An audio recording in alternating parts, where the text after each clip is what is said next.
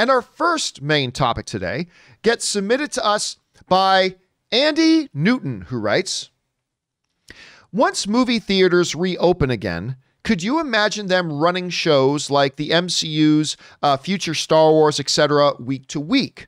I know these are shorter than regular movies, but it would be certainly amazing to share this viewing experience.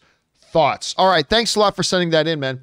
And yes, now listen, this idea, let's face it, these Disney Plus shows so far, Rob, now granted, it's a very small sample size. We've had 2. We've had Mandalorian, well, maybe 3. Mandalorian season 1, we've had Mandalorian season 2, and now we are in the midst of WandaVision season 1. They are becoming event kind of shows. It's becoming event. And by the way, everybody, happy 36 hours. Happy 36 hours until the next episode of WandaVision. It is a tradition around here. Happy 36-hour countdown to you, my friends. Anyway, they have become events. The launch of the new episode of Mandalorian or the launch of the next episode of WandaVision have become events in and of themselves. Now, there is precedent. There have been times when television shows and episodes of those shows have been brought to the theaters. We remember famously when Game of Thrones did that. Like they launched the season premieres of something of 1 or 2 of the seasons in theaters like a week early or something like that. The awful, horrible, terrible Marvel show, The Inhumans. God, that was bad. But The Inhumans, they launched with their first couple of episodes in theaters. I went, Rob, to the theaters to go see that. And oh my God, I wanted to smack the taste out of my own mouth when I walked out of that theater. It was so bad. So bad. But there is precedent here for it. The idea of the whole thing of taking episodes of a show and putting it in the theaters first could have merit. And I want to talk for a second about why they should do it and why it would work, but then reasons why maybe it's not such a good idea and maybe reasons why it wouldn't work. Think about this, Rob. Let's say with the pitch fever there is of WandaVision right now, let's say that they decided to put WandaVision out in theaters. For us in LA, it comes out Thursday at midnight. All right. For us in LA, it comes out Thursday at midnight. That's 3 a.m. on Friday on the East Coast.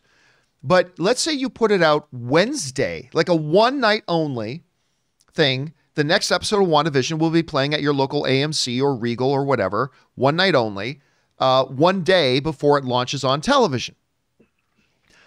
I think with the amount of buzz and hype and momentum right now behind a show like WandaVision, I think that is something that people would get behind and people would probably do. I think it's something people would probably do. I think they would get on board with this. And don't forget, we've also got a show like Loki coming, right? Once Loki comes out, you say, hey, it debuts Thursday at midnight, but hey, you want to go Wednesday and see a local AMC theater? Go and watch it with a big crowd of people, all that kind of stuff. Hoorah! Great. Fantastic. I think there's something there that could really work. I think the theaters would love it. I think would make money for the studios. I think it would give us fans a very interesting experience being able to be in a big theater with hundreds of other fans cheering and oohing and awing when all the things happen, like when Quicksilver shows up at her door and all that kind of stuff. Imagine being in a room with 200 people when that happened. Dude. That would be great. That would be awesome. Or Loki shows up and Thor makes an appearance. I don't know. I'm just speculating there. But I think there's a lot of pros there, Rob, and I think those are reasons why they should actually look at doing it. There are, however, 2 drawbacks, and they're not insignificant drawbacks. Drawback number 1. The whole reason, Rob, you and I know that Warner Brothers makes The Watchmen for HBO Max. We know why Amazon is making Lord of the Rings for Amazon Prime. And the reason Disney makes Mandalorian for Disney Plus, the game in the, battle of streaming services is original, exclusive content. They make those shows so people will sign up to their service. And I don't know that a Disney Plus would be willing to say, we're going to offer you a different way to watch it. So you don't have to sign up for Disney Plus. you can go see it in the movie theater. I don't know that they would be thrilled to do that. Although maybe you could make an argument, Rob, if you go to the theater and have a great experience watching an episode of WandaVision, you might be more likely to then go sign up for Disney Plus. Maybe there's an argument to be made for that. But Rob, here's the biggest drawback. The biggest drawback is this. Spoilers. If they, you know what'll happen. The audience that gets to go see it Wednesday night are immediately going to start flooding Twitter and the internet and Reddit and whatever else it is with all the spoilers that happened. Now, granted, anybody who can't watch the show the moment it starts airing on Disney Plus already faces that dilemma. Like if you can't be up at Thursday at midnight or 3 a.m. and you can't watch it till the next night, well, you're running the risk of a day of losing it anyway. So maybe that's not such a big deal. So there's the reasons why I think it could work and maybe why it would work. And there's a couple of the big drawbacks that I see. Rob, you look at this idea of taking these event-like shows like Mandalorian, WandaVision. We know Falcon and Winter Soldier is going to be that as well. Shows like Watchmen on HBO Max or others. What do you see as the pros and the cons of maybe trying to figure out a way to do them theatrically and on the service? How do you see it? Well, I think, first of all, the problem I see at first is length. You know, like, would you show 2 episodes because they're short? Obviously, yeah, I mean, yeah.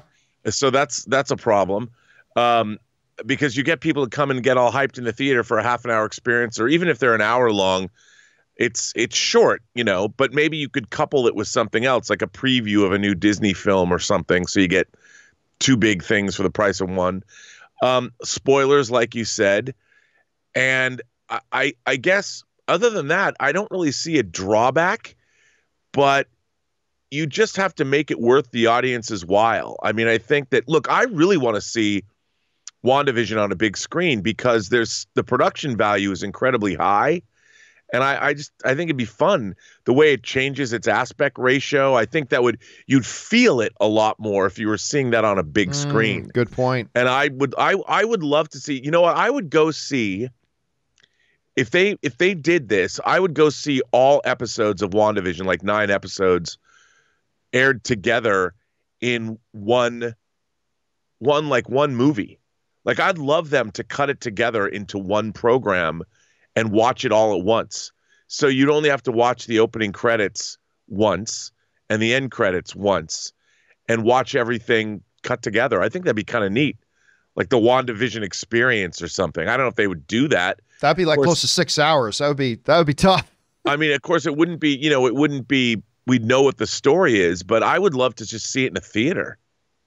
Yeah, I love the idea of seeing it to the theater as well. Question is, guys, what do you think about the notion and something they've tried before? Could you take those things and try applying them to these Disney Plus, maybe upcoming HBO or Amazon shows where you try a theatrical release at the same time?